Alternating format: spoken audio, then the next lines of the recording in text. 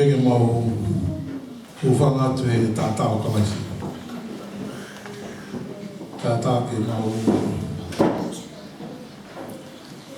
whai ku hata no whakatata e whakawei na pe ko mahuinga o whae.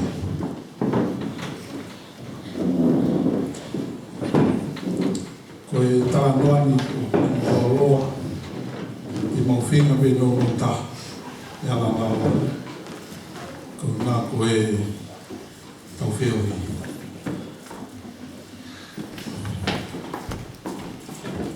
Tō nei ai e ki whamiri. Ko ki whamiri ko e ni. Ko e whae, ko e karistiano mua. Ko no hoa, ko tō taha, nei tūpi ha whamiri tū maari. Ko ne mo ui, ko ne koroa pe mo ne pisinisi. Ko e kamata e whamiri ko ni na e kamata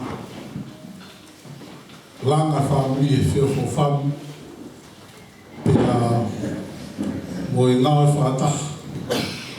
Pena e tāpo ki he e ki ai whamiri ko ni. O whafo mai e ngai tāpo ki e pisinisi e tata iki. Nei whātaha e ki e whanamana wā o whafo mai ai hana ki tampe tōta.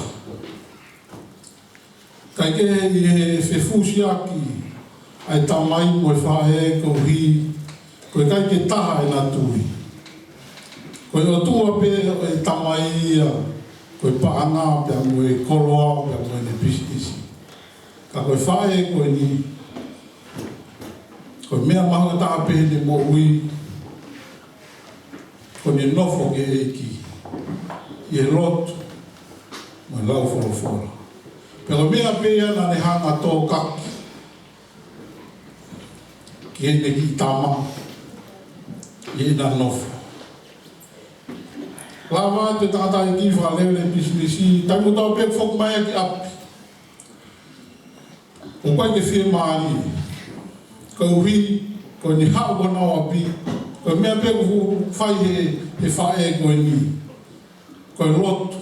Kai ke ngata ai, ko mea pek me ako i ke na ki tama, ko lau e whora mo e whaolotu. Ne kai ke whie maari e tamai. Ana e whai ato pe na whewhusi aki, me kai ke lawa ke na taha e na tui ki hamea. Pena e whakaukau ai tamai ko e ni, ke ri ake whae. Ko e ni hono hoa, ka mani tama.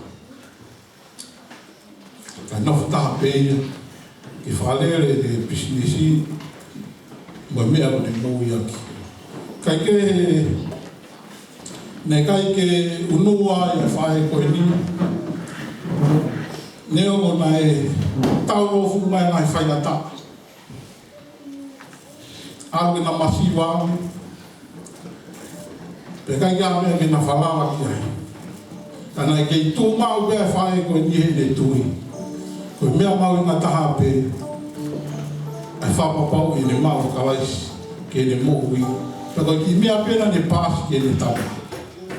Kai whawhok wha, nei kai ke fufuoroa.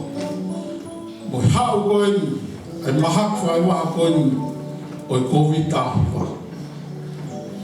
O lawea tamaki ai whae koe ni, pia mahinu, e kai ke tue tau whanua.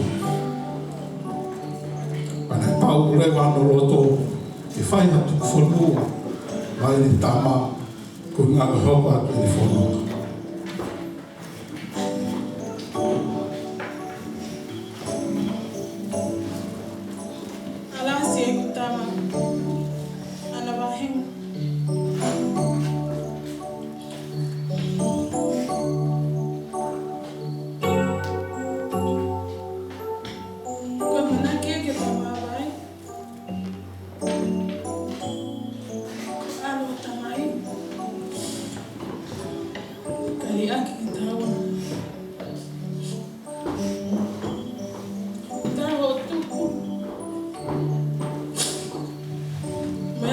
kia ki ko e wholofola.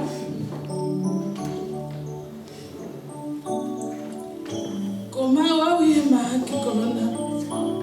Pete wa aru. Pete ka nofo te kota. I e whalala ki he eki.